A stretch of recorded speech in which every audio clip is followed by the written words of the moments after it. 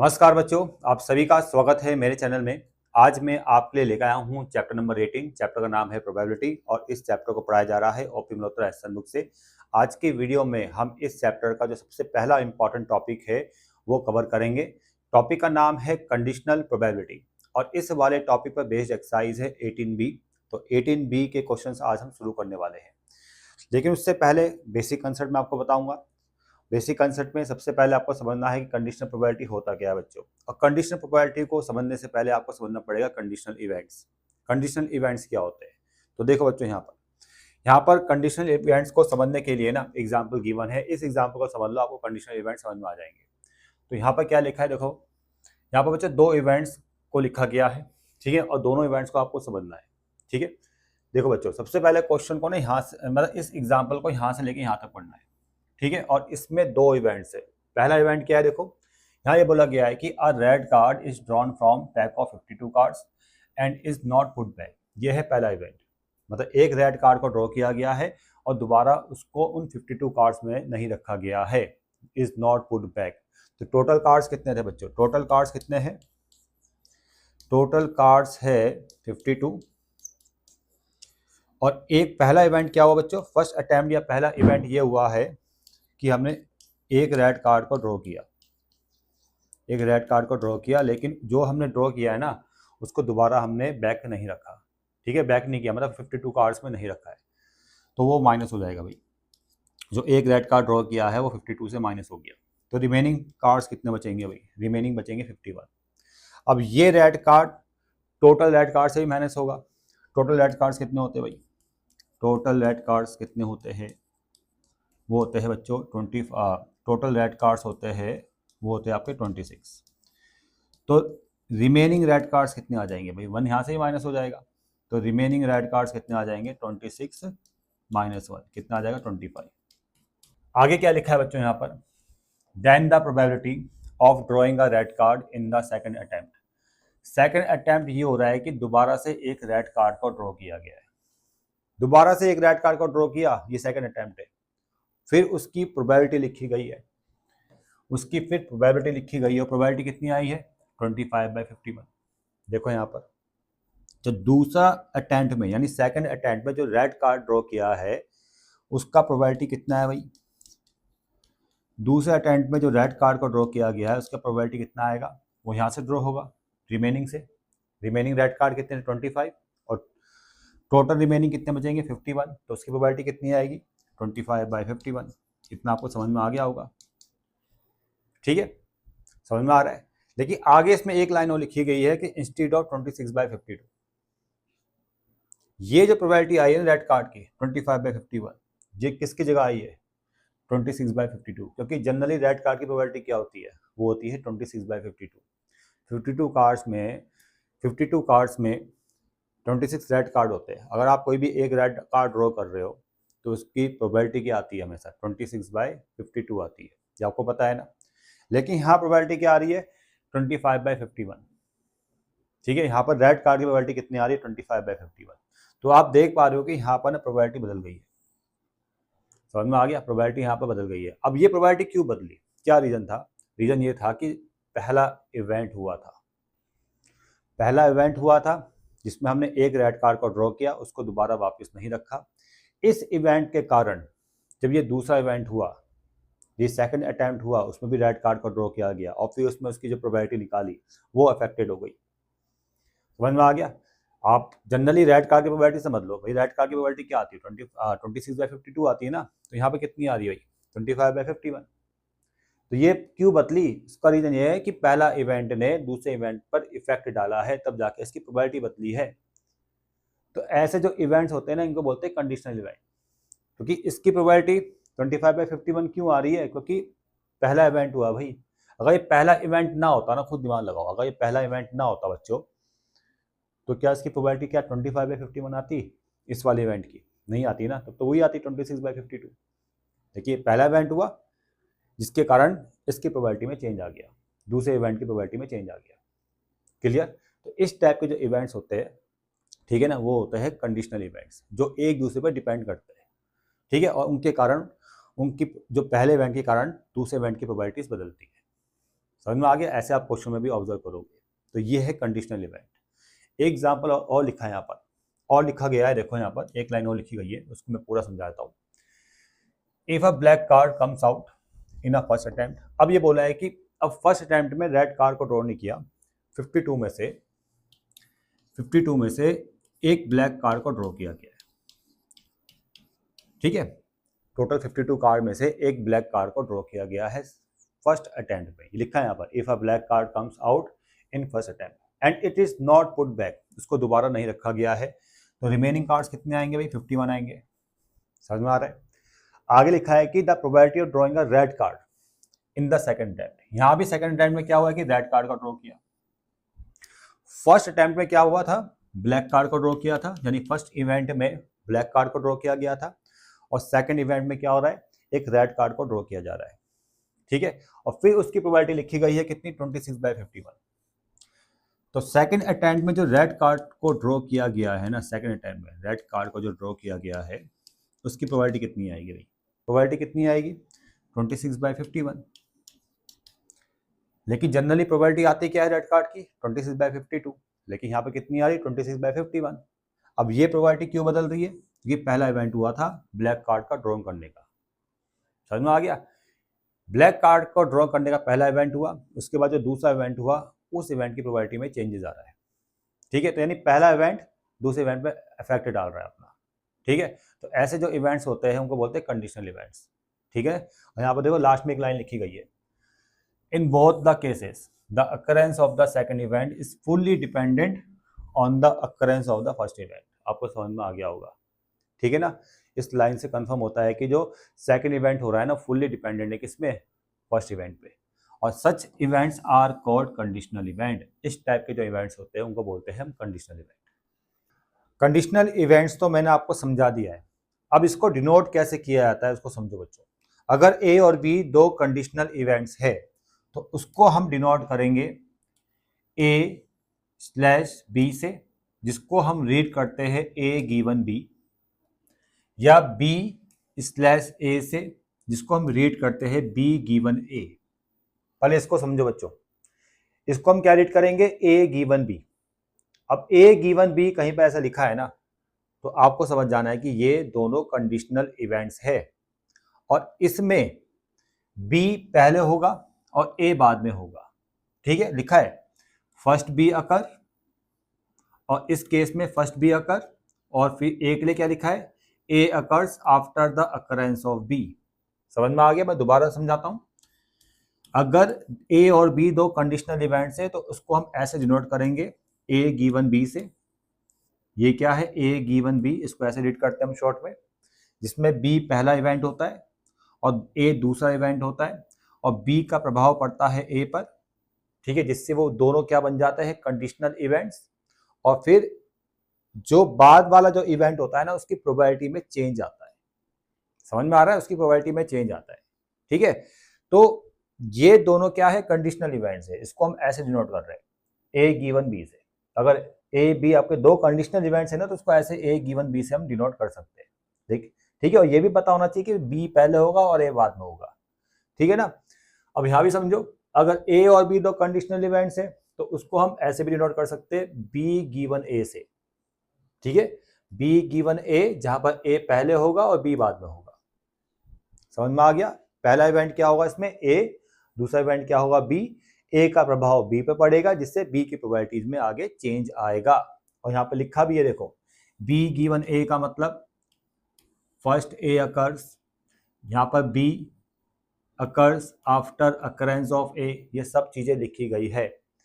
तो अगर A और B दो कंडीशनल इवेंट है बच्चों, तो उसको हम A गिवन B से डिनोट कर सकते हैं, या B गिवन A से डिनोट कर सकते हैं। समझ में आ गया? A गिवन B में B पहले होगा और A बाद में होगा, और B गिवन A में A पहले होगा और B बाद में होगा। समझ में आ गया? और जो पहला इवेंट होगा वो हमेशा दूसरे इवेंट पे इफेक्ट डालेगा, जिससे उसकी प्रोबेबिलिटी में चेंज आएगा। इस जिसको हमेशा दिमाग में रखना। आगे समझ में? आगे बढ़ते। अब मैं आपको समझाऊंगा कंडीशनल प्रोबेबिलिटी, जो हम यहाँ पर पढ़ने वाले हैं। कंडीशनल प्रोबेबिलिटी क्या होती है भाई? अगर दो कंडीशनल इवेंट्स है, उनका जब हम प्रोबेबिलिटी निकालते हैं ना, वही आपकी कंडीशनल प्रोबेबिलिटी कहलाती है। उसके लिए फॉर्मूला आपको याद होना चाहिए। फॉर्मूला क्या है? एक फॉर्मूला तो यहाँ पर लिखा है, लेकिन इस फॉर्मूले को हम दूसरे तरीके से भी लिख सकते हैं। मैं आपको बस समझाता हूँ पहले डायग्राम में। देखो बच्चों, पूरे प्रोसेस को समझो। ये एक सैंपल स्पेस है, उसमें दो इवेंट्स है, और दो इवेंट्स है ए और बी, और दोनों इवेंट्स कैसे है? कंडीशनल इवेंट है। ठीक है, इस चीज को आप दिमाग में रखो। जब दो कंडीशनल इवेंट्स ए बी है, तो हम मान लेते हैं कि भैया बी पहले हो रहा है। पहला इवेंट क्या है? बी है, और उसके बाद होगा ए इवेंट। ठीक है, तो इसको हम कैसे डिनोट करेंगे? इसको हम डिनोट करेंगे भाई ए गिवन बी से। समझ में आ गया? ठीक है, अब ये दो कंडीशनल इवेंट्स है जिसमें बी पहले हो रहा है और ए बाद में होगा, और दोनों कंडीशनल इवेंट्स है, तो हम इसको ए गिवन बी से डिनोट करेंगे। अब मैं जब इसकी प्रोबेबिलिटी निकालूंगा ना, तो मैं इसको ऐसे लिखूंगा। क्लियर? अब प्रोबेबिलिटी जब हम फाइंड करेंगे तो क्या फॉर्मूला बनने वाला है इसकी प्रोबेबिलिटी को फाइंड करने के लिए, उसको यहां समझो। ठीक है, देखो बी पहले हो रहा है, ए बी दोनों कंडीशनल इवेंट है, यानी बी का प्रभाव ए पे पड़ेगा। तो भाई बी कितना इफेक्ट कर रहा है ए पर, वो वाला पार्ट देखो।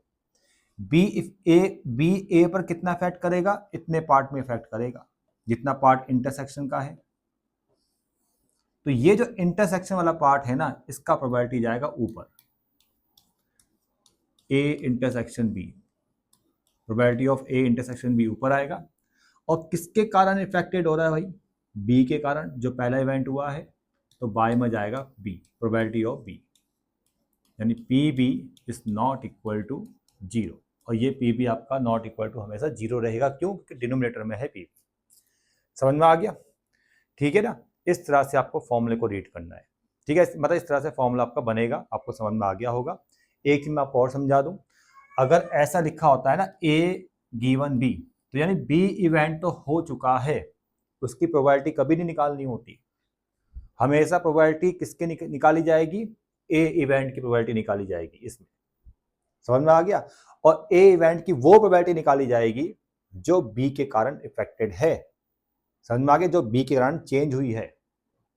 ठीक है, तो इस केस में याद रखना, अगर कहीं पे लिखा है ना पी ए वैन बी, तो यहां पर ए की कंडीशनल प्रोबेबिलिटी निकलेगी जो बी से इफेक्टेड हो चुकी है, जो बी के कारण इफेक्टेड हो चुकी है।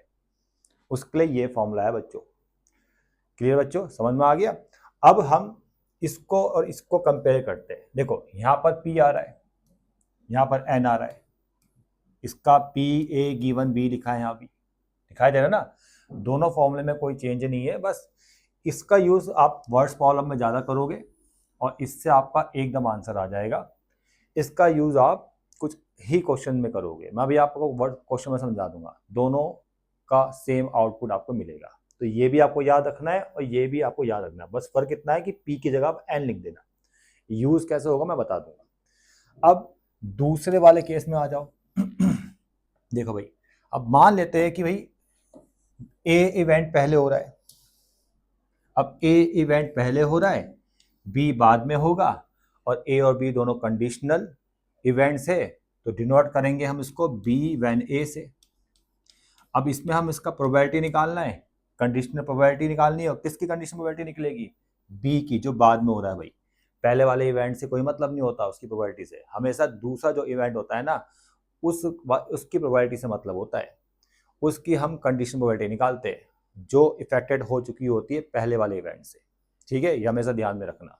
तो यहाँ पर बी की कंडीशनल प्रोबेबिलिटी निकलेगी। ठीक है, और बी की कंडीशनल प्रोबेबिलिटी कब निकलेगी? जब ए इवेंट पहले हो चुका है। इसको हम कैसे रीड करते हैं? बी गिवन ए से रीड करते हैं। फॉर्मूला क्या बनेगा? देखो एक ट्रिक मैं यहाँ पर ट्रिक से समझाता हूँ। दोनों का इंटरसेक्शन ऊपर आएगा, यहाँ पर ट्रिक से समझ लो। और पहले कौन सा इवेंट हुआ था? ए ना, वो आपका बाय में आ जाएगा, जहां पर P A is not equal to 0। बस इसको मैंने ट्रिक से आपको समझा दिया, इसको डायग्राम समझा दिया, इसको ट्रिक से समझा दिया। और डायग्राम से भी समझ में आ रहा होगा कि जब ए इवेंट पहले हो चुका है तो ए के कारण बी कितना इफेक्टेड है? इतना इफेक्टेड है, तो ये आ गया आपका इंटरसेक्शन ऊपर। और किसके कारण है? ए के कारण, तो पी आपका डिवाइड में आ गया। ठीक है, इसको ऐसे रीड कर लो। अब इसको एन के टर्म में भी लिख सकते हो भाई। ठीक है, इसको आप n की टर्म में भी लिख सकते हो। बस क्लियर बच्चों, ये फॉर्मूलेज है। अब आगे बढ़ते हैं, कुछ नोट्स है, इसको भी फटाफट मैं बता देता हूँ आपको। नोट 1 में क्या लिखा है भाई, the conditional probability A given B is meaningful only when PB is not equal to 0। देखो भाई, A गिवन B का फॉर्मूला क्या होता है, प्रोबेबिलिटी A गिवन B का फॉर्मूला होता है दोनों का इंटरसेक्शन ऊपर आएगा और जो पहला इवेंट होता है, पहला इवेंट तो यही होता है ना, वो बाई में आ जाएगा, उसका प्रोबेबिलिटी बाई में आएगा। जब ये बाई में आ चुका है ना, तो ये कभी भी 0 के इक्वल नहीं होना चाहिए, तभी इसका मतलब बनेगा। ठीक है, अगर ये 0 के इक्वल हो गया तो बी आपका इम्पॉसिबल इवेंट बन जाएगा। अब बी आपका अगर इम्पॉसिबल इवेंट बन गया तो वो ए पर इफेक्ट ही नहीं करेगा, और जब ए पे इफेक्ट ही नहीं करेगा तो ए का कंडीशनल प्रोबेबिलिटी कैसे निकलेगा, समझ में आ रहा है ना। तो इसलिए बी पहले इवेंट का होना जरूरी है, और यहाँ पर कौन सा इवेंट पहले हो रहा है, बी हो रहा है। ठीक है, बी पहला इवेंट होगा, उसका इफेक्ट ए पे पड़ेगा, तब जाके ए का कंडीशनल प्रोबेबिलिटी निकलेगा, जिसका फॉर्मूला ये है। ठीक है, पूरे प्रोसेस को आप समझ पा रहे होंगे। सेकंड, नोट 2 इसको रफ करते हैं। नोट 2 में देखो पी ए गिवन एस लिखा है, इसको मैं समझा देता हूँ भाई ऐसे ही फटाफट से। ए गिवन एस में क्या लिखा है भाई, इसमें लिखा है ए गिवन एस का फॉर्मूला हम देखें, यही समझ लो, ए दोनों का इंटरसेक्शन ऊपर और एस बाद में हो रहा है, मतलब एस पहला इवेंट है यहाँ पर, जो बाद में लिखा होता है ना वो पहला इवेंट होता है हमेशा। ठीक है, बाद में पी एस आ जाएगा, ए और एस का इंटरसेक्शन पी ए होता है, यहाँ पी ए आएगा बच्चों, और एस का प्रोबेबिलिटी आपको बताइए 1 होता है, सैंपल स्पेस, एस मतलब सैंपल स्पेस, तो क्या आउटपुट मिल रहा है आपको, पी ए मिल रहा है। सेकंड, ए गिवन ए, अगर दो सेम कंडीशनल इवेंट्स है तो दोनों का इंटरसेक्शन ऊपर आ जाएगा, दोनों का इंटरसेक्शन ऊपर आ जाएगा, बाय में पी ए आएगा, A intersection A P A हो जाएगा बच्चों यहाँ पर बाय पी ए, और कितना आ जाएगा आपका 1 आ जाएगा। ठीक है, और तीसरा है S given A, probability of S given A, इसको समझ लो बच्चों, इन दोनों का इंटरसेक्शन ऊपर, और बाद में पहले कौन सा इवेंट हुआ है, ए, तो ये नीचे आ जाएगा इसका प्रोबेबिलिटी। एस इंटरसेक्शन ए आपका बताइए ए होता है, तो यहाँ पी ए और यहाँ भी पी ए, और इसको कैंसिल करेंगे 1 आ जाएगा। ठीक है ना, तो ये कुछ छोटी छोटी चीज़ें थी, मैंने आपको समझा दी है। अब नोट 3 में देख लो भाई, अगर ए बी एक्सक्लूसिव इवेंट्स है, आपको पता ही होगा एक्सक्लूसिव इवेंट्स क्या होते हैं, उसमें इंटरसेक्शन का प्रोबेबिलिटी 0 होता है। तो देखो ए गिवन बी में भी इंटरसेक्शन आ रहा है ऊपर, अगर ये 0 हो गया तो पूरा 0 हो जाएगा। ठीक है, और बी गिवन ए में भी ऊपर इंटरसेक्शन आएगा, अब एक्सक्लूसिव इवेंट्स है तो ये 0 तो पूरा 0 हो जाएगा। तो अब सीधा एक्सरसाइज में आते, देखो 18 भी एक्सरसाइज है, बहुत आसान क्वेश्चन है स्टार्टिंग के, फटाफट पढ़ा रहा हूँ मैं आप लोगों को। देखो गिवन क्या है भाई, ई और एफ दो इवेंट्स है, यहाँ पर पी की प्रोबेबिलिटी दे रखी है, पी एफ की प्रोबेबिलिटी गिवन है, और पी इंटरसेक्शन एफ की प्रोबेबिलिटी गिवन है। आपको ए गिवन एफ निकालना है, मतलब ई गिवन एफ निकालना है, ये आपको फाइंड करना है फर्स्ट वाले पार्ट में। अब इसका फॉर्मूला बना लो भाई, दोनों का इंटरसेक्शन आएगा ऊपर और बाएं में आ जाएगा पहला इवेंट। पहला इवेंट यहाँ पर क्या है, एफ है बच्चों, पहला इवेंट यहाँ पर एफ है, समझ में आ गया।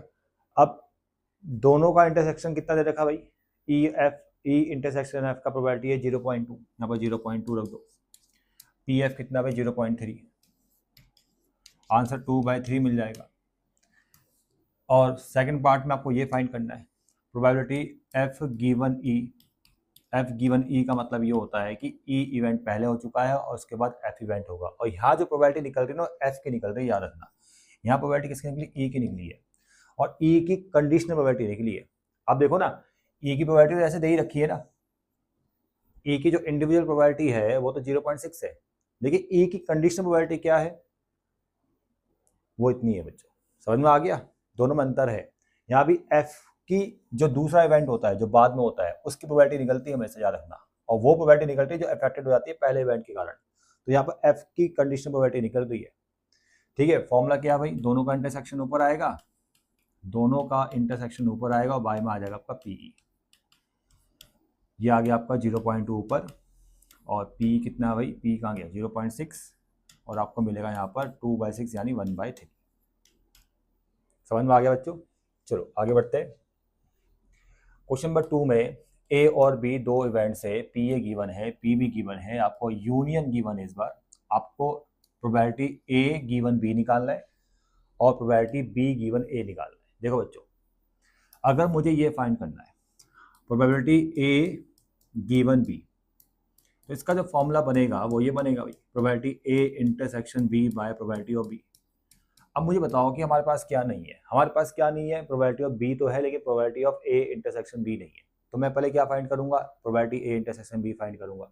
और प्रोबेबिलिटी ए इंटरसेक्शन बी को फाइंड करने के लिए आपको ये यूनियन वाला केस दे रखा है। Probability of A intersection B को फाइंड करने के लिए आपको यूनियन वाला केस दे रखा है, और वो कितना दे रखा है भाई, 0.8। इसका फॉर्मूला सबको याद होगा, probability of A plus probability of B minus probability of A intersection B. कितना है भाई 0.8। ठीक है, पी ए कितना है भाई 0.5, यहाँ 0.5, पी बी कितना दे रखा है 0.6, 0.6 यहाँ लिख दो, minus probability of A intersection B equal to 0.8, यह आ जाएगा आपका 1.1 minus probability of A intersection B 0.8, और इसको इधर वहाँ ले जाकर मतलब आपको मिल जाएगा यहाँ पर probability A intersection B 1.1 minus 0.8, ये आएगा आपका 0.3। ठीक है, ये आ गया। इंटरसेक्शन फाइंड कर लिया ना, वहाँ पुट कर दो, आंसर आ जाएगा। ए इंटरसेक्शन बी का प्रोबेबिलिटी कितना आया था 0.3 और प्रोबेबिलिटी ऑफ बी कितना है 0.6। दोनों को सॉल्व करोगे तो 1/2 आ जाएगा। अब ये वाला पार्ट देखो भाई, प्रोबेबिलिटी बी गिवन ए, इसका भी फॉर्मूला लिख लो भाई। कितना फॉर्मूला आएगा, A intersection B by probability of B A. ठीक है, जो बाद में लिखा होता है ना, ऐसे मतलब जो पहला इवेंट होता है वो नीचे आता है। ठीक है, तो याद हो गया होगा आपको। ये कितना आया था भाई 0.3 आया था, और ए कितना आया था भाई, ए का प्रोबेबिलिटी कहाँ गया, ये आ गया 0.5। आपको आंसर मिलेगा 3/5। इतना क्लियर? और मैं आपको बार बार बोल रहा हूँ कि ए गिवन बी में ए का कंडीशनल प्रोबेबिलिटी, बी गिवन ए में बी का कंडीशनल प्रोबेबिलिटी। समझ में आ गया? हम यहाँ पर कंडीशनल प्रोबेबिलिटी निकाल रहे हैं। आगे बढ़ते बच्चों। अब क्वेश्चन नंबर 3 में देखो भाई, क्वेश्चन नंबर 3 में पी ए दे रखा है, पी बी दे रखा है, बी वैन ए दे रखा है और ए वैन बी निकालना है। सॉरी, बी गिवन ए दे रखा है और ए गिवन बी निकालना है, मतलब ए गिवन बी का प्रोबेबिलिटी निकालना है। आप देख लो यहाँ पर प्रोबेबिलिटी निकालना है ए गिवन बी। तो probability of A given B का फॉर्मूला क्या बनने वाला है, जो फाइंड करना है उसका फॉर्मूला लिखो पहले। प्रोबेबिलिटी ए गिवन बी का जो फॉर्मूला है वो होगा आपका probability A intersection B by probability of B. ये फॉर्मूला है भाई। अब हमारे पास क्या है, क्वेश्चन में प्रोबेबिलिटी ऑफ बी दे रखा है, यानी पी बी दे रखा है। हमें ये चाहिए पी ए इंटरसेक्शन बी चाहिए। इसको फाइंड करने के लिए हमारे पास ये भी दे रखा है। ठीक है, हमें गिवन है प्रोबेबिलिटी बी गिवन ए, कितना है भाई 0.5। इसका अगर मैं फॉर्मूला बनाऊं तो ए इंटरसेक्शन बी का प्रोबेबिलिटी बाय प्रोबेबिलिटी ऑफ ए, क्योंकि ए इवेंट पहला इवेंट है, ये बाय में आ जाएगा इसका प्रोबेबिलिटी, और equal to 0.5। Probability of A कितना है भाई 0.3, उसको वहाँ लेके जाएंगे तो probability of A intersection B जो आएगा 0.3 इंटू 0.5 0.15 आ गया ना इंटरसेक्शन, वहाँ पुट कर दो 0.15 बाय बी का प्रोबेबिलिटी कितना है भाई 0.6। अब इसको सॉल्व करोगे ना आपको 1/4 मिल जाएगा। ठीक है, सॉल्व अपना आप कर लेना। आगे बढ़ते, अब ये वाला पार्ट यूनियन फाइंड करना है, मतलब P A union B find करना है। इसका फॉर्मूला बनता है P A plus P B minus probability of A intersection B. तो पी ए कितना है भाई, पी ए कितना है 0.3 है, पी बी कितना है 0.6 है, और ये कितना आया था भाई 0.15, और ये आएगा 0.9। अब 0.9 को 0.90 लिखो और ये आगे 0 माइनस का 15। इसको सॉल्व करेंगे तो 0.75, 0.75। ठीक है, क्लियर बच्चों? तो ये आ गया क्वेश्चन नंबर 3 का आंसर। क्वेश्चन नंबर 4 में देखो, प्रोबेबिलिटी नॉट ए दे रखा है 0.7, तो प्रोबेबिलिटी ऑफ ए कितना आ जाएगा 0.3। प्रोबेबिलिटी ऑफ बी गिवन है, प्रोबेबिलिटी बी गिवन ए दे रखा है, प्रोबेबिलिटी ए गिवन बी निकालना है और यूनियन निकालना है। सेम क्वेश्चन है पहले की तरह। बस यहाँ पर इतना चेंज था कि नॉट ए गिवन था, हमने प्रोबेबिलिटी ऑफ ए निकाल दिया। बाकी बिल्कुल सेम स्टेप वही बनेंगे जो पहले क्वेश्चन में बने थे। ठीक है, ये अपना आप कर लेना। क्वेश्चन नंबर 5, इसको भी मैं एक दो पार्ट्स करवा देता हूँ क्योंकि इसके मैक्सिमम जो पार्ट्स है ना उसका हिंट बुक में है, वो देख लेना। कोई खास क्वेश्चन नहीं है, मैं टाइम वेस्ट नहीं करना बिल्कुल भी। ठीक है, तो हिंट से आपको समझ में आ जाएंगे, बस 2-3 पार्ट्स में करवा देता हूँ। देखो बच्चों, पी ए दे रखा है, ए गिवन बी दे रखा है उसका प्रोबेबिलिटी, और आपको पी ए इंटरसेक्शन बी दे रखा है। ठीक है, आपको पी बी फाइंड करना है। अब पी बी किस वाली कंडीशन से फाइंड होगा? इस वाली कंडीशन से। आपको दे रखा है probability of A given B 0.8, ये गिवन है भाई। ए गिवन बी का प्रोबेबिलिटी दे रखा है 0.8। यहाँ से हम पी बी का प्रोबेबिलिटी निकाल सकते हैं, क्योंकि इसका जो फॉर्मूला बनेगा ना, ये बनेगा भाई, probability of A intersection B by probability of B. ये इसका फॉर्मूला बनेगा 0.8। इंटरसेक्शन कितना है भाई? 0.5। 0.5 बाय प्रोबेबिलिटी ऑफ बी 0.8, और इसको इधर मतलब प्रोबेबिलिटी ऑफ बी जो आएगा ना वो आएगा 0.5 बाय 0.8। सही कर रहा हूँ मैं? हाँ सही कर रहा हूँ। और ये आ जाएगा 5/8। ठीक है, तो फर्स्ट पार्ट का आंसर आ गया। सेकंड पार्ट में प्रोबेबिलिटी बी गिवन ए निकालना है, ये सेकंड पार्ट है भाई। प्रोबेबिलिटी ऑफ बी गिवन ए निकालना है, मतलब बी का कंडीशनल प्रोबेबिलिटी निकालना है। ये साइंस बनता है इसका। फॉर्मूला आपको याद हो गया होगा, probability of A intersection B by probability of A. ठीक है, इंटरसेक्शन तो ये दे रखा है 0.5, प्रोबेबिलिटी ऑफ ए कहाँ गया भाई? 0.8। तो यहाँ भी कितना आएगा भाई? 5/8। और थर्ड पार्ट में देखो, अब देखो क्वेश्चन नंबर 6 में देखो बच्चों, इस क्वेश्चन से आपके वर्ड्स प्रॉब्लम स्टार्ट हो जाती है। ठीक है, यहाँ से पढ़ना स्टार्ट करना, बढ़िया क्वेश्चन आपको नजर आएंगे। बस ये ध्यान रखना है कि हर क्वेश्चन में 2 इवेंट्स होंगे, दोनों कंडीशनल इवेंट्स होंगे। एक गिवन इवेंट होगा, एक का प्रोबेबिलिटी निकालना होगा सभी क्वेश्चन में। अब जैसे इस क्वेश्चन में देखो ना, यहाँ पर एक इवेंट तो ये है ऑड नंबर का। ठीक है, ये गिवन इवेंट है, जिसका प्रोबेबिलिटी नहीं निकालना है ना वो गिवन माना जाएगा हमेशा। और प्रोबेबिलिटी निकालना है किसका? Prime number. क्या है? प्राइम। जो प्राइम नंबर वाला इवेंट होगा ना उस इवेंट का प्रोबेबिलिटी निकालना है। और दोनों ही कंडीशनल इवेंट है, यहाँ पर कंडीशनल प्रोबेबिलिटी निकलेगी, याद रखना। ठीक है बच्चों, समझ में आ रहा है ना? तो मैं एक यहाँ पर मतलब मैं क्या करूँगा कि जो गिवन होगा ना, जो गिवन इवेंट होगा उसको मैं बी मानूंगा हमेशा। मैं क्या करूँगा, सभी क्वेश्चन में बी मानूंगा गिवन इवेंट को, और ए मानूंगा जिसका प्रोबेबिलिटी आपको निकालना है। ठीक है, जिसका प्रोबेबिलिटी आपको फाइंड करना है मैं उसको हमेशा ए मानूंगा। ठीक है, मैं सभी क्वेश्चन में इस प्रोसेस को फॉलो करने वाला हूँ। ठीक है, ये इस हिसाब से मैं सारे क्वेश्चन करने वाला हूँ। तो देखो बच्चों, सबसे पहले तो आप क्वेश्चन को जब पढ़ते हो तो पहले तो आप एक्सपेरिमेंट देखो, क्या एक्सपेरिमेंट हुआ है। बच्चों, एक्सपेरिमेंट ये हुआ है कि एक डाई को रोल्ड किया और उस एक्सपेरिमेंट से बनेगा सैंपल स्पेस। कितना आ गया? 1 2 3 4 5 6। अब इस सैंपल स्पेस से 2 कंडीशनल इवेंट्स बनेंगे, और मैं एक इसको मानूंगा जिसका प्रोबेबिलिटी निकालना है। इसका प्रोबेबिलिटी निकालना है बच्चों प्राइम। तो यहाँ पर कितने प्राइम है भाई? 2 3 5। और बी इवेंट क्या होगा? जो गिवन होगा, ये गिवन इवेंट है ऑड नंबर का। ऑड नंबर कितने हैं भाई? 1 3 5। दोनों का इंटरसेक्शन भी निकाल दो बच्चों, कितना आ रहा है? 3 5। इंटरसेक्शन आपने हर क्वेश्चन में निकालना है। ठीक है, अब यहाँ पर देखो, इस वाले इवेंट का प्रोबेबिलिटी निकालना है जिसको मैंने ए माना है, और कंडीशनल प्रोबेबिलिटी निकालना है। तो कैसे डिनोट करोगे भाई? ए व्हेन ए गिवन बी से, कि बी गिवन है, बी पहले हो चुका होगा, और ए का कंडीशनल प्रोबेबिलिटी निकालना है, तो ऐसे डिनोट करोगे। फॉर्मूला इस बार कौन सा लगने वाला है? ये वाला, n A intersection B by n B. N वाला फॉर्मूला लगाएंगे हम। अब पी वाला नहीं लगाना, पी वाले से क्या होगा, कैलकुलेशन टफ हो जाएगी। एन वाले से कैलकुलेशन आसान हो जाएगी। मतलब नंबर ऑफ एलिमेंट इंटरसेक्शन 2 और नंबर ऑफ एलिमेंट्स बी 1 2 3। बस आ गया आंसर बच्चों, समझ में आ गया? इसमें अलग से हमने कोई ना तो ए का प्रोबेबिलिटी निकाला ना बी का प्रोबेबिलिटी निकाला, हमने पी वाला फॉर्मूला लगाया ही नहीं, हमने एन वाला फॉर्मूला लगाया, एकदम आंसर आ गया। ठीक है, तो देखो बच्चों आगे बढ़ते हैं। क्वेश्चन नंबर 7 में यहाँ भी देखो एक एक्सपेरिमेंट हुआ है कि एक डाई को थ्रो किया है ट्वाइस, 2 बार एक डाई को थ्रो किया गया है।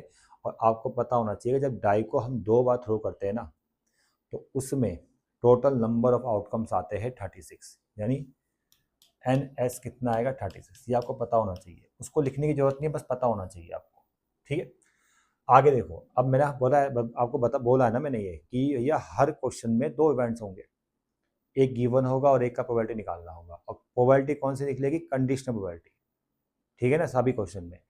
तो गिवन इवेंट यहाँ पर क्या है भाई? यहाँ पर गिवन इवेंट क्या है जो जिसका प्रोबेबिलिटी नहीं निकालना? देखो ये गिवन है, the sum of numbers appear observe to be 6, ये गिवन है भाई, इसको मैं हमेशा बी मानूंगा। ठीक है, इसको मैं बी मानूंगा। और जिसका कंडीशनल प्रोबेबिलिटी निकालना है ना, उसको मैं ए मानूंगा। और कंडीशनल प्रोबेबिलिटी किसका निकालना है? देखो साफ से लिखा है कि what is the conditional probability that the number 4 appear at least once. Conditional probability किसका निकालना है कि नंबर 4 कम से कम एक बार आ रहा है दोनों डाई में से। 2 डाइस को जब थ्रो करते हो 2 नंबर मिलेंगे, उनमें से एक में कम से कम 4 होना चाहिए, ये बनेगा ए इवेंट, जिसका कंडीशनल प्रोबेबिलिटी निकालना है। तो पहले मैं ए इवेंट को लिखूंगा जिसका मुझे कंडीशनल प्रोबेबिलिटी निकालना है। और ए इवेंट किससे बनेगा भाई? नंबर 4 से बनेगा। कि कम से कम उन 2 नंबर्स में, उन दोनों डाइस के नंबर्स में एक बार 4 आना चाहिए। तो वो आउटकम्स क्या होंगे? वो ये होंगे 1 4, 2 4, 3 4, 4 4, 5 4, 6 4। उसके बाद 4 1 भी होगा। ठीक है, कम से कम एक बार तो 4 या पहले में आ जाए या दूसरे में आ जाए। 4 1, 4 2, 4 3, 4 4, 4 5, 4 6। समझ में आ गया? ये ए इवेंट है, इसका हमें कंडीशनल प्रोबेबिलिटी निकालना है। बी इवेंट क्या है? जो गिवन है भाई। गिवन क्या है? जिसका कोई प्रोबेबिलिटी नहीं निकालना, जो ऐसे ही लिखा रहता है। देखो ना, बस लिखा है यहाँ पर, ये गिवन इवेंट है भाई, ये पहले हो चुका है। क्या है? Sum of number observe to be 6। जो 2 नंबर दिखाई देंगे 2 डाई में, उनका सम 6 आना चाहिए। तो 6 वाले सम 6 वाले आउटकम्स क्या होंगे? जैसे 1 और 5, 1 और 5 का सम 6 आ रहा है, 5 1 का सम 6 आ रहा है, 2 4 का 6 सम 6 आ रहा है, 4 2 का 6 आ रहा है, और 3 3 का 6 आ रहा है। ठीक है, सम की बात हो रही है। तो ये आगे बी इवेंट, ये पहले हो चुका है। क्या फाइंड करना है? मैं हर क्वेश्चन में ए गिवन बी फाइंड कर रहा हूँ। ठीक है, ए गिवन बी मतलब बी गिवन है और ए का कंडीशन प्रोबेबिलिटी निकालना है। फॉर्मूला में एन वाला ही लगाऊंगा, इससे कैलकुलेशन आसान होगी। दोनों का इंटरसेक्शन ऊपर बाय एन बी। अब देखो डायरेक्ट बता दो कि इंटरसेक्शन क्या है भाई। 4 वाला ही इंटरसेक्शन होगा। देखो आप, 2 4 यहाँ भी है, 4 2 यहाँ भी है, ये 2 ही कॉमन है, तो ऊपर 2 आ गए। एन बी में कितने एलिमेंट है? 1 2 3 4 5, आंसर आ गया। आगे समझ में बच्चों? अब इसमें अगला जो क्वेश्चन है, अगला जो क्वेश्चन है बच्चों, क्वेश्चन नंबर 8 देखो भाई। यहाँ 2 डाइस आर थ्रोन, यहाँ भी देखो 2 डाइस को थ्रो किया गया है, NS बराबर आएगा 36। अब प्रोबेबिलिटी किसकी निकालनी है? देखो कंडीशनल प्रोबेबिलिटी, मैं बोल रहा conditional probability. Find the probability that number appear have a sum 8। इस वाले इवेंट की प्रोबेबिलिटी निकालनी है, यानी सम क्या आएगा? 8 आएगा। जब आप 2 डाइस को थ्रो कर रहे हो ना, तो 2 डाइस में आपको 2 नंबर दिखाई देंगे, उन 2 नंबर का सम 8 होगा। ठीक है, इस बात की प्रोबेबिलिटी आपको फाइंड करनी है। तो यहाँ पर ए इवेंट बन जाएगा, जिसका प्रोबेबिलिटी निकालना है वो होगा ए इवेंट। और ए इवेंट क्या बनेगा भाई? सम इज 8। Some is 8। तो ए इवेंट को जब डिफाइन करोगे तो 2 नंबर्स क्या होंगे उन 2 डाइज में? वो होंगे आपके 2 6 होगा, यहाँ पर आएगा 2 6, 6 2, और 4 4 हो सकता है। ठीक है, 5 3 होगा या 3 5 होगा, यही तो होंगे। इन सब का सम कितना आ रहा है भाई? इन सब का सम कितना आ रहा है? 8 आ रहा है। क्लियर? और इसका कंडीशनल प्रोबेबिलिटी निकालना है। और कंडीशनल प्रोबेबिलिटी वाले जितने भी क्वेश्चन है ना, वहाँ पर ना एक स्पेशल मतलब वो कुछ स्पेशल वर्ड्स लिखे होते हैं, जैसे गिवन डैट क्वेश्चन में लिखा होता है, या it is not that question में लिखा होता है। देखो जैसे इस क्वेश्चन में लिखा है ना, if it is non. If it is non का मतलब जो ये इवेंट दे रखा है ना, इसके बाद जो लिखा है वो गिवन है, मतलब ये इवेंट पहले हो चुका है। समझ में आ गया? जो इवेंट पहले हो चुका है तो उसका प्रभाव पड़ रहा है इस इवेंट में, जिससे इसकी प्रोबेबिलिटी में चेंज आएगा। ठीक है, समझ में आ गया?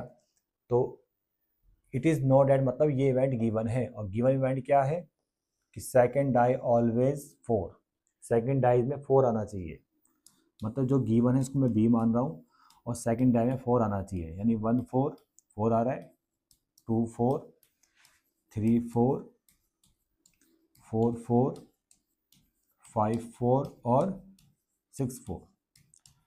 फर्स्ट डाई में कुछ भी आए, लेकिन सेकंड डाई में क्या आ रहा है, 4 आ रहा है, ये सेकंड डाई वाले नंबर आपको 4 ही नज़र आएगा। ये बी इवेंट है, गिवन इवेंट ये है। अब आपको पता है कि कंडीशनल प्रोबेबिलिटी हमें निकालना है ए का, उसको ऐसे लिखेंगे ए वन बी, ए गिवन बी सॉरी, और फॉर्मूला आपको पता ही है भाई, एन वाला फॉर्मूला लगाना है आपने, n A intersection B by n B. अब आप देखो कि भाई n A intersection B common क्या है दोनों में, ए और बी में कॉमन क्या है भाई, 4 4, और तो नहीं है ना 4 वाला कोई, और तो नहीं है ना, और नहीं है भाई, एक ही है। और एन बी में कितने एलिमेंट है, 1 2 3 4 5 6, 1/6 आंसर। क्वेश्चन नंबर 9 देखो बच्चों, इस क्वेश्चन को पढ़ लेना। इस क्वेश्चन में एक फैमिली है जिसमें 2 बच्चे हैं भाई, एक फैमिली में 2 बच्चे हैं। अगर एक फैमिली में 2 चिल्ड्रन यानी 2 बच्चे हैं तो उनकी पॉसिबिलिटी क्या होगी, मतलब दोनों मेल मेल होंगे या दोनों फीमेल होंगे, कैसे किस तरह से आप उसको देख सकते हो। देखो बच्चों, यहाँ पर अगर एक फैमिली में 2 बच्चे हैं ना, तो दोनों बॉयज़ हो सकते हैं, दोनों गर्ल्स हो सकती है, पहला बॉय दूसरा गर्ल, या पहला गर्ल दूसरा बॉय होगा, ये पॉसिबिलिटीज होगी। ठीक है, अब देखो आगे बढ़ते हैं। What is the conditional probability, किस इवेंट की प्रोबेबिलिटी निकालनी है, कंडीशनल, बोथ आर गर्ल्स। जिसका कंडीशनल प्रोबेबिलिटी निकालना है उसको मैं मानूंगा ए इवेंट। यहाँ पर ए इवेंट क्या होगा भाई, बोथ आर गर्ल्स, यानी जी जी, ये आपका ए इवेंट है, और इसी का मुझे कंडीशनल प्रोबेबिलिटी निकालना है।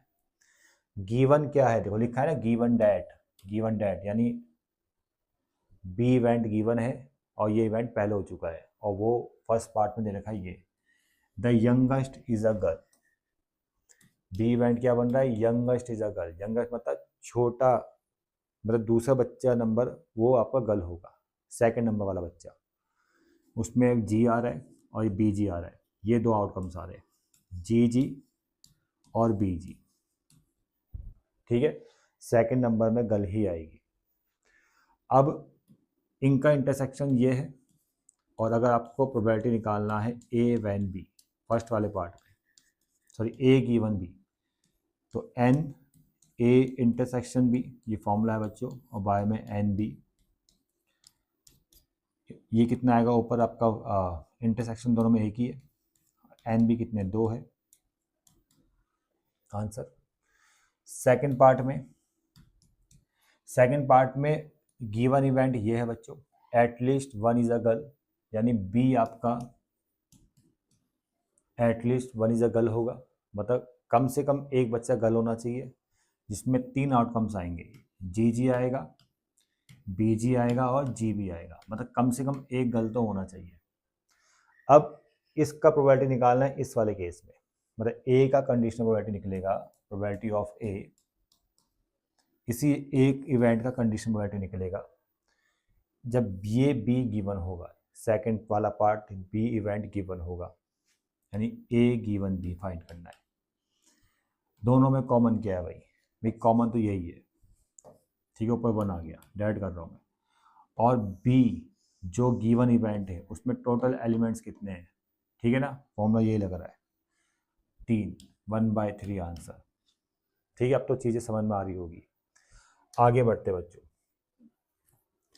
क्वेश्चन नंबर 10 देखो बच्चों, क्वेश्चन नंबर 10 में क्या बोला गया है, यहाँ पर सबसे पहले एक्सपेरिमेंट को समझना है भाई, उसको मैं डायग्राम से समझाता हूँ आपको। अ coin is toss and if the coin show head, देखो एक्सपेरिमेंट क्या हो रहा है कि एक कॉइन को टॉस किया गया है, और अगर कॉइन में हेड आया है तो इट इज टॉस अगेन, दोबारा कॉइन को टॉस किया जाएगा।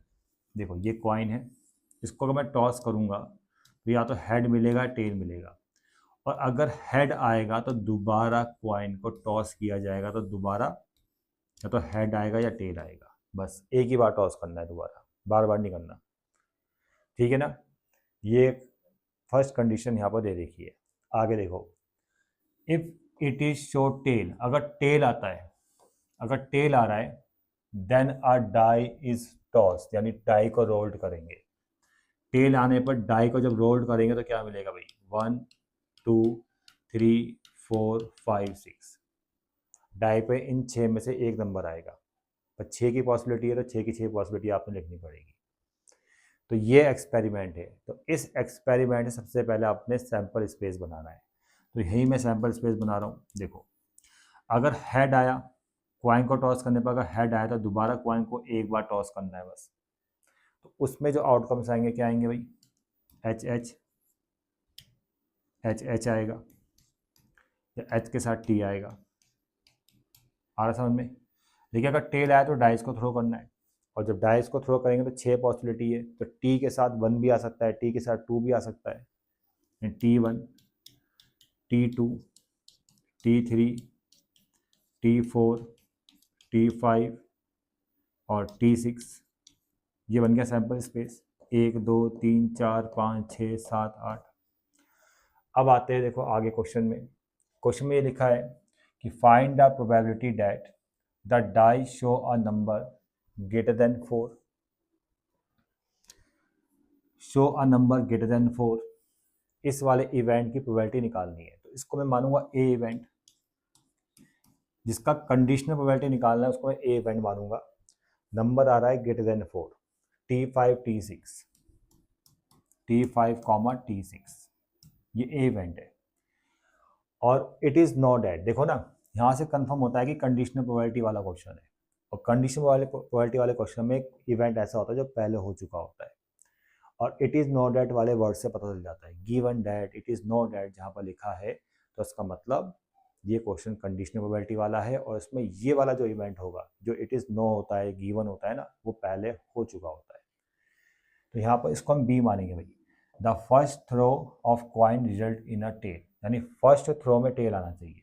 T1 T2 T3 T4 T5 T6, ये लिखना है भाई, ये आ गया B event. T1 T2 T3 T4 T5 और T6, ठीक है। फर्स्ट थ्रो में टेल आ रहा है, और ये गिवन इवेंट है, और ए का कंडीशनल प्रोबेबिलिटी निकालना है, ठीक है। इस बी के कारण ए में कितना इफेक्ट आया प्रोबेबिलिटी वो बताना है, ये फाइंड करना है भाई, ए वन बी, ठीक है। बी के कारण जो ए में प्रोबेबिलिटी में चेंज आया है ना, वो वाली प्रोबेबिलिटी आपको निकालनी है, मतलब कंडीशनल प्रोबेबिलिटी निकालनी है, आपको चीज़ समझ में आ गई होगी। अब ए का प्रोबेबिलिटी कैसे निकलेगा, देखो फॉर्मूला को याद हो गया होगा, n A intersection B by n B. Intersection कितना है भाई, T5 T6 T5 T6, ऊपर 2 आ गया, एन बी कितना है, 1 2 3 4 5 6, 2/6 यानी 1/3, ठीक है बच्चों। आगे बढ़ते, क्वेश्चन नंबर 11, ये आसान क्वेश्चन से देखो। एक क्लास में 40% स्टूडेंट स्टैट्स रीड करते, 25% स्टूडेंट मैथमेटिक्स और 15% बोथ मैथमेटिक्स एंड स्टैट्स। इनको मैं शॉर्टकट में पढ़ाता हूँ, समझाता हूँ। One student is selected at random, तो फाइंड द प्रोबेबिलिटी। देखो बच्चों, यहाँ पर क्या लिखा है भाई, प्रोबेबिलिटी फाइंड करना है कि he read stats if it is not that he read mathematics.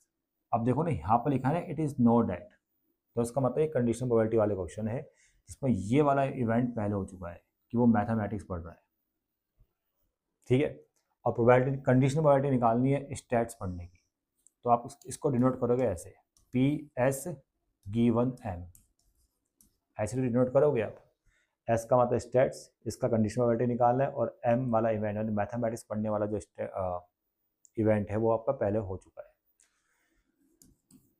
Formula क्या बनेगा भाई, एस और एम का इंटरसेक्शन ऊपर आएगा और बाय प्रोबेबिलिटी ऑफ एम, ठीक है। सॉरी एन, चलो इसको चलो ऐसे लिख लो, छोड़ो, पी की टर्म में लिख लो इस बार। एस और एम का इंटरसेक्शन, यानी जो दोनों पढ़ रहे हैं, ऐसे स्टूडेंट जो दोनों पढ़ रहे हैं, इंटरसेक्शन का मतलब ये होता है कितने हैं 15%, 15/100, क्योंकि मैंने इस बार पी वाला फॉर्मूला यूज़ किया है। और एम का प्रोबेबिलिटी कितना दे रखा भाई, कैसे 25% मतलब 25/100। और हम यहाँ पर एक मतलब एस का मतलब स्टैट्स पढ़ने वाले बच्चों का कंडीशनल प्रोबेबिलिटी निकाल रहे हैं, ठीक है। कितना आएगा भाई 3/5। और सेकंड पार्ट में देखो, he read mathematics if it is not that he read stats, ये गिवन है। और मैथ्स पढ़ने वाले बच्चों का आपको निकालना है, मैथ्स पढ़ने की निकालनी है कंडीशनल प्रोबेबिलिटी। तो प्रोबेबिलिटी फाइंड करनी है, मतलब हमें फाइंड करना है एम गिवन एस। फॉर्मूला आपको समझ में आ गया होगा, दोनों का इंटरसेक्शन ऊपर और बाय प्रोबेबिलिटी ऑफ एस, इसमें आएगा 15/100, ठीक है। ये सब गिवन है क्वेश्चन में। और एस का प्रोबेबिलिटी है 40/100, कैंसिल, और 5 3 जा 5 8 जा 3/8 आंसर, ठीक है बच्चों।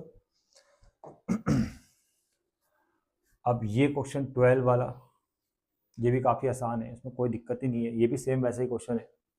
देखो 12 क्वेश्चन में क्या बोला है कि भाई 20% students fail in English, 15% student fail in mathematics, और 10% student both English failed in both English and mathematics. A student is selected at random and he failed in English. What is the probability he also failed in mathematics? देखो यहाँ probability find करनी है mathematics में failed होने की, मतलब, और given क्या है, he failed in English. The given event क्या है, इंग्लिश में फेल होना, और प्रोबेबिलिटी फाइंड करना है मैथमेटिक्स में फेल होने की। तो क्या फाइंड करोगे भाई, मैं शॉर्ट में कर रहा हूँ, एम गिवन ई, क्योंकि ई इवेंट पहले हो चुका है, आपको एम की कंडीशनल प्रोबेबिलिटी निकालनी है। फॉर्मूला बनेगा भाई probability of M intersection E by probability of ई।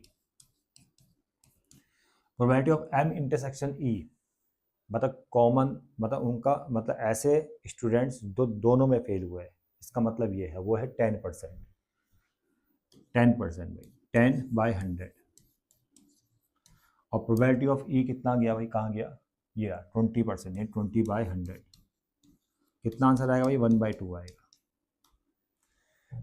आगे बढ़ते,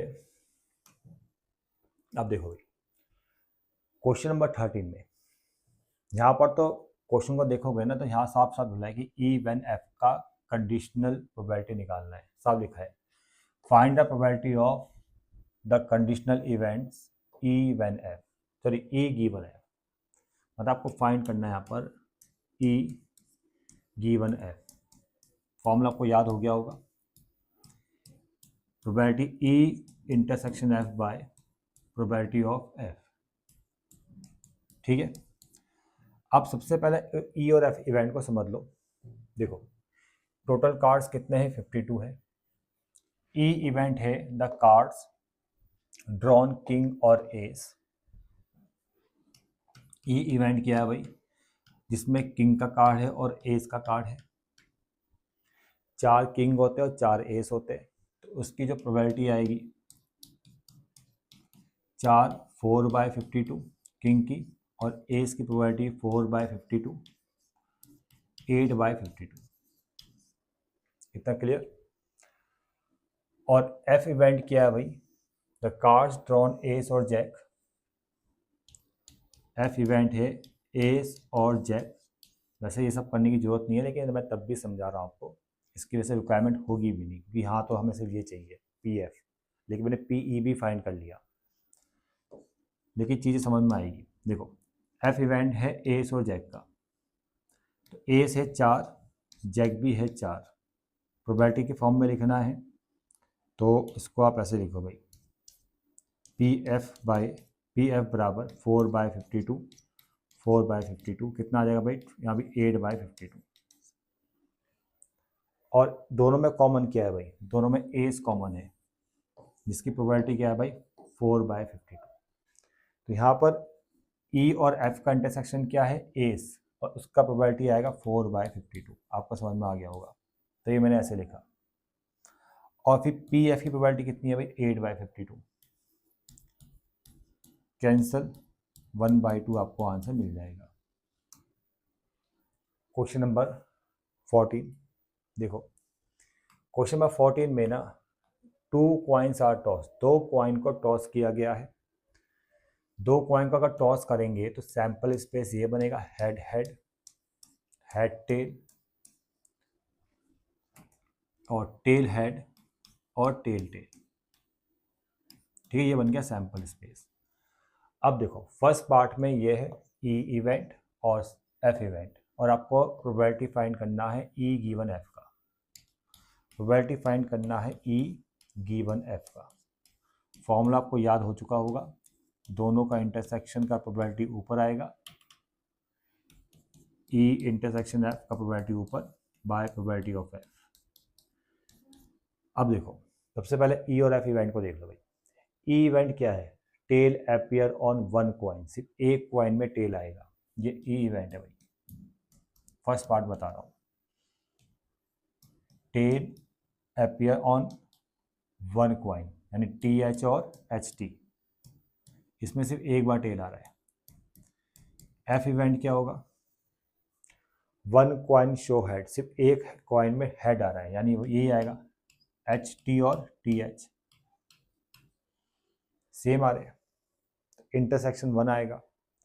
तो फर्स्ट वाले पार्ट में इंटरसेक्शन 1, उसकी प्रोबेबिलिटी 1, ठीक है ना, क्योंकि एन लिख दो यहाँ पर पी की जगह एन कर दो, तो यहाँ 1 आएगा। और एफ में कितने एलिमेंट है, 1 2, 1/2, ठीक है, क्योंकि यहाँ पर कॉमन नहीं कुछ गड़बड़ हो रहा है, एक मिनट, यहाँ 2 आएगा, सॉरी यहाँ 2 आएगा, क्योंकि यहाँ पर इंटरसेक्शन जब करोगे ई और एफ का तो ये दोनों ही एलिमेंट्स कॉमन है, एच टी और टी एच, तो इंटरसेक्शन जो आएगा ई और एफ का उसमें भी 2 ही एलिमेंट्स आएंगे, एच टी आएगा और टी एच आएगा।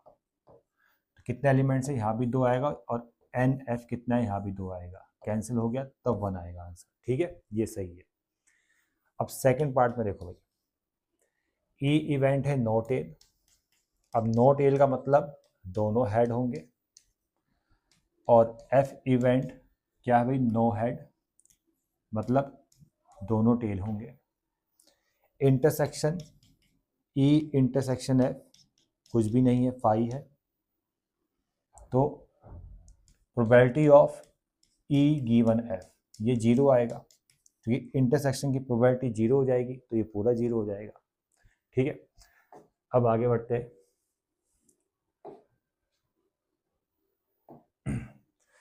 क्वेश्चन नंबर 15 का फर्स्ट पार्ट मैं आपको बता देता हूँ। देखो फर्स्ट पार्ट में यहाँ पर सबसे पहले तो एक्सपेरिमेंट क्या हो उसको देख लो। A black and a right die are rolled, 2 dice को रोल किया गया जिसमें पहला ब्लैक है दूसरा रेड है, इस बात का विशेष ध्यान रखना है। जो 2 डाइस में अगर आपको 2 नंबर दिखेंगे ना, पहला ब्लैक होगा और दूसरा रेड होगा, ठीक है। अब यहाँ पर कंडीशनल प्रोबेबिलिटी आपको फाइंड करनी है, सम ग्रेटर देन 9, यानी ये बनेगा आपका ए इवेंट, सम ग्रेटर देन 9। और आपको पता होना चाहिए कि जब 2 डाइस को आप रोल करते हो, मेरी बात को ध्यान से सुनना, 2 डाइस को जब रोल करते हो ना तो 36 आउटकम्स आते हैं, एन एस कितना आएगा, टोटल आउटकम्स 36, जिसमें उन आउटकम्स में 2 नंबर, 2 नंबर्स मिलते हैं हर आउटकम्स में। उन 2 नंबर्स का जो मैक्सिमम सम होता है वो 12 होता है, और मिनिमम सम क्या होता है, 2 होता है, यानी उन 2 नंबर्स का मिनिमम सम 2, मैक्सिमम 12, 12, मैक्सिमम सम 12, यानी 2 से 12 तक आपको सम की पॉसिबिलिटीज मिलती है। अगर ऐसा लिखा है कि उन 2 नंबर का सम ग्रेटर देन 9 होगा तो वो होगा 10, सम 11 और 12, यानी सम या तो 10 आएगा या 11 आएगा या 12 आएगा, 12 से ज़्यादा कभी नहीं आएगा। तो यहाँ पर अगर ए इवेंट को मैं डिफाइन करूँ तो वो 2 नंबर्स क्या होंगे, वो 2 नंबर्स होंगे जिनका सम 10 आएगा, पहले 10 आएगा, तो वो 2 नंबर्स की पॉसिबिलिटी क्या होगी, 5 5, कि उन 2 डाइस में ठीक है ना। उन दो डाइज में दो नंबर्स 5 5 आ रहे हैं, ठीक है, 4 6 या 6 4, क्योंकि इनका सम भी 10 है बच्चों। समझ में आ गया। 11 वाले केस में क्या होगा, 5 6 या 6 5, इन दोनों का सम कितना आ रहा है भाई, 11। और 12 वाले केस में क्या होगा, वो दो नंबर्स होंगे 6 6, इनका सम 12 आ रहा है। समझ में आ गया बच्चों। ये है ए इवेंट और इसी की कंडीशनल प्रोबेबिलिटी निकालनी है। बी इवेंट गिवन है, देखो black dye result in a 5। Black dye का मतलब पहले डाइज में पहला डाई ब्लैक है, वो बी इवेंट बनेगा, और यानी पहले डाइज में 5 आना चाहिए, यानी 5 1 5 2 5 3 5 4 5 5 5 6 और 5 7। पहले डाई में क्या आना चाहिए आपका, यानी ब्लैक डाई में आपका रेड आना चाहिए। अब पहला डाई आपका ब्लैक है, ठीक है, तो पहला नंबर आपका ब्लैक डाई का होगा, यानी 5 होगा, ठीक है। ये गिवन इवेंट है, इसका कंडीशनल प्रोबेबिलिटी निकालना है, यानी ए गिवन बी निकालना है। इस ए का कंडीशनल प्रोबेबिलिटी, अब देखो फॉर्मूला वही है, n A intersection B by n B. दोनों में कॉमन क्या है भाई, 5 6, यहाँ भी 5 6 है, और 5 5, यहाँ भी 5 5 है, दो कॉमन है, और एन बी मतलब 1 2 3 4 5 6 7, 2/7।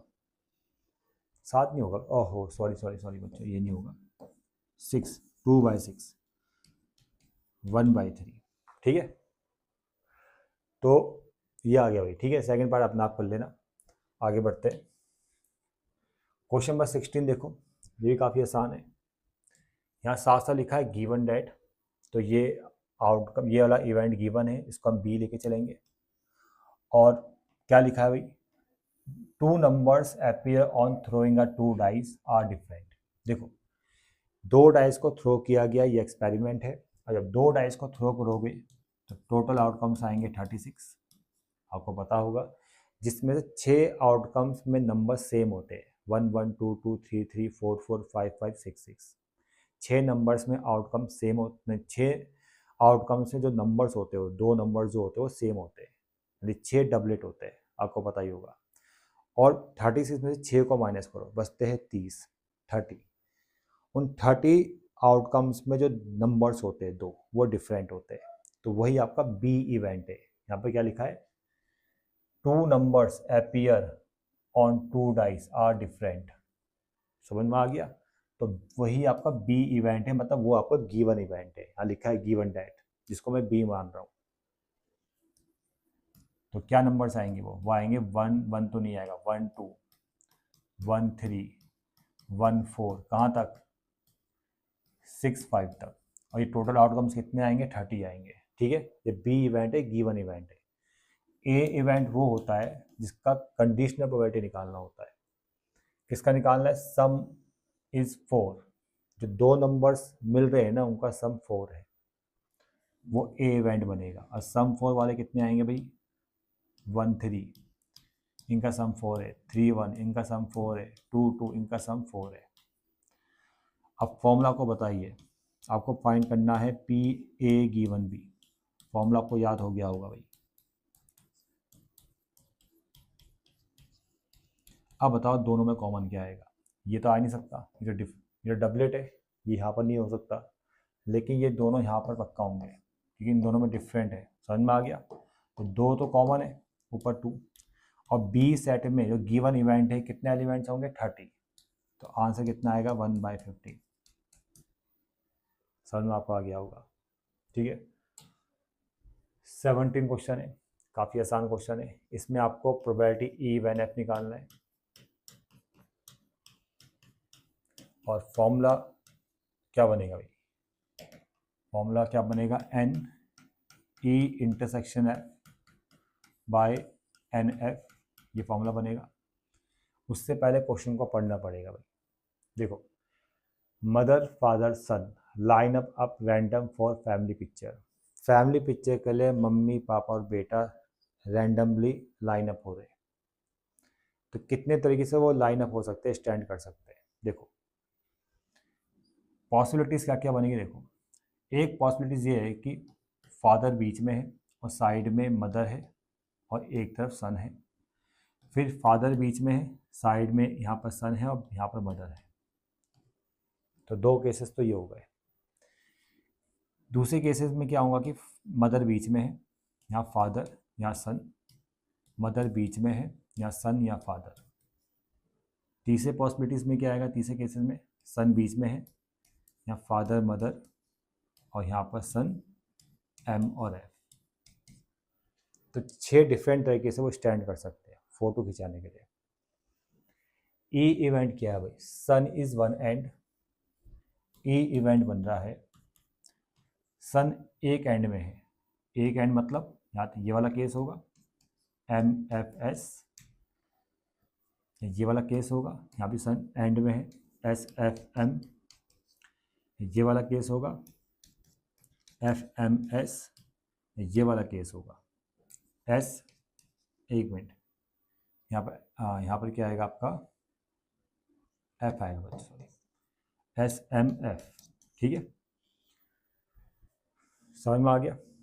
ये ई इवेंट है। एफ इवेंट क्या है भाई, father in middle, father middle में है भाई। हाँ, फादर मिडल में है तो मदर और सन साइड साइड में होंगे। फादर मिडल में है तो सन और मदर साइड साइड में होंगे। दोनों में कॉमन क्या आ रहा है, इंटरसेक्शन। ये कॉमन है, ये और दोनों ही कॉमन है भाई, ये और ये दो एलिमेंट्स कॉमन है। और एन एफ मतलब दो, यहाँ भी दो आएगा और 0 आ जाएगा। ठीक है बच्चों। क्वेश्चन नंबर 18 देखो, 18 क्वेश्चन में इसमें सबसे पहले एक्सपेरिमेंट को पढ़ना है भाई। ठीक है, एक्सपेरिमेंट को पढ़ते देखो। Consider the experiment of the throwing a die if a multiple of 3 comes out, throw the die again. देखो एक डाई को थ्रो किया गया है, क्वेश्चन को समझना। डाई को थ्रो करेंगे तो 1 2 3 4 5 6 ये मिलेगा। डाई को थ्रो करेंगे तो ये आउटकम्स आएंगे। लेकिन आगे क्या बोला है कि भैया अगर मल्टीपल ऑफ 3 आ रहा है, मल्टीपल ऑफ 3 मतलब 3 और 6, अगर ये आ रहा है तो throw up the die again, दोबारा डाई को थ्रो करना है। तो दोबारा डाई को थ्रो करने पर क्या आएगा भाई, 1 2 3 4 5 6। आप क्वेश्चन को पढ़ लो भाई, मल्टीपल ऑफ 3 आने पर दोबारा डाई को थ्रो करना है। ठीक है, यहाँ तक ये लिखा है। उसके बाद एंड एनी अदर नंबर्स, अगर कोई यहाँ पर अदर नंबर्स आ गए, यानी 1 आ गया, 2 आ गया, 4 और 5 आ गया, जो 3 का मल्टीपल नहीं है, तो कॉइन को टॉस करना भाई। कॉइन को टॉस करना है, उसके बाद तो हेड और टेल आएगा। ठीक है, तो पहले तो सैंपल स्पेस बनाना पड़ेगा ना आपको। तो ये जो कंडीशंस मैंने यहाँ लिखी है, जो क्वेश्चन में लिखा गया था, उससे आपको बनाना है सैंपल स्पेस। तो देखो अगर मल्टीपल ऑफ 3 आ रहा था, उसमें 3 आ गया, तो डाई को थ्रो करना पड़ेगा दोबारा। तो 3 के साथ 1 आ सकता है, 3 1, 3 के साथ 2 आ सकता है, 3 2, 3 3, इस 3 के साथ 4 आ सकता है, 3 4, 3 5, 3 6। अब 6 के साथ भी 1 आ सकता है, 6 1, 6 2 भी आ सकता है, 6 3 भी आ सकता है, 6 4 भी आ सकता है, 6 5 भी आ सकता है, 6 6 भी आ सकता है। तो अभी तो ये सैम्पल स्पेस बन रहा है। अगर अदर्स नंबर अगर कॉइन को टॉस करना है तो उसमें हेड या टेल, 1 के साथ एच आएगा, 1 के साथ टेल भी आ सकता है, 2 के साथ एच, 2 के साथ टेल, 3 के साथ एच, 3 के साथ टेल और 5 के साथ एच, सॉरी 3 नहीं आएगा, 4 आएगा, 4 बच्चों। ठीक है, 5 के साथ एच और 5 के साथ टेल, ये बन गया सैम्पल स्पेस। अब इवेंट्स में आते हैं, किसकी कंडीशन प्रोबेबिलिटी निकालनी है। Events the coin show a tail, वो मान लेते हैं ए इवेंट। ए इवेंट यहाँ पर क्या है कि भैया टेल आ रहा है कॉइन में, बस कॉइन में क्या आ रहा है, टेल। ठीक है, इसका कंडीशन प्रोबेबिलिटी निकालना है। तो टेल वाले कितने हैं भाई, 1 2 3 और 4। टेल वाले हैं आपके 1T और 2T होगा, 4t और 5t, ये आ गया आपका ए इवेंट जिसका कंडीशनल प्रोबेबिलिटी निकालना है। और बी इवेंट क्या है, मतलब गिवन इवेंट क्या है, एटलीस्ट वन डाई शो 3, ये पूरा 3 वाला जो है ना, ये आपका बी मतलब गिवन इवेंट होगा। 3 1 3 2 3 3 3 4 3 5 3 6, एक ये भी आएगा 6 3, और तो नहीं है ना भाई, यही है, ये आ गया गिवन इवेंट। अब कंडीशनल प्रोबेबिलिटी का निकालना है तो पहले एक इंटरसेक्शन भी चाहिए होगा। अब कुछ कॉमन नहीं आ रहा, देखो ना, ए और बी में कुछ भी कॉमन नहीं है, तो जब दो कंडीशनल इवेंट्स में कुछ भी कॉमन नहीं आता है तो कंडीशनल प्रोबेबिलिटी 0 आती है, तो इसका आंसर 0 है बच्चों। ठीक है, क्वेश्चन नंबर 19, ये आपके लिए होमवर्क है, इसका तो हिंट क्वेश्चन में दे रखा है, ठीक है ना, वहाँ से देख लेना, बुक में दे रखा है, मतलब 20 में बता रहा हूँ, और इसके साथ ये एक्सरसाइज कंप्लीट होती है। देखो आपको ये गिवन है, पी ए गिवन बी दे रखा है, किसके इक्वल है भाई, पी बी गिवन ए के। आप इसका फॉर्मूला लिखो भाई, इसका फॉर्मूला क्या आएगा भाई, P A intersection B by P B, इसका फॉर्मूला क्या आएगा, P A intersection B by P A, ये इससे कैंसिल, यहाँ 1 1, इसके इंटू इससे करेंगे, पी ए इसके इंटू इससे करेंगे बराबर पी बी। बस, कौन सा ऑप्शन है, डी वाला।